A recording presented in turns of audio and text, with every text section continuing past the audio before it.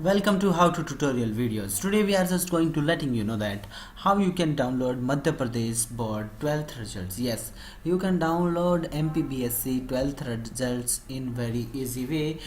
12th is also called HSSC. Yes.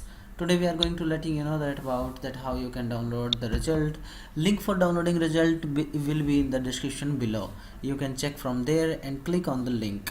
If you don't want to follow the link, you will have to visit on mpbsc.nic.in/results.htm.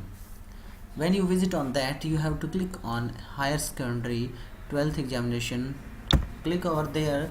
When you click on that, you have to enter your roll number. After that, you have to enter your application number, which is on your admit card. After that, click on submit button. When you click on submit button, you will find your results of class 12th.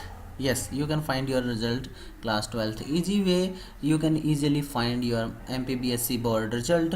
Link will be always in the description. If you want to be with us, don't forget to subscribe and share this video with your family and friends that they can know how they can download their result of class 12th. Be with us, keep learning how to tutorial videos.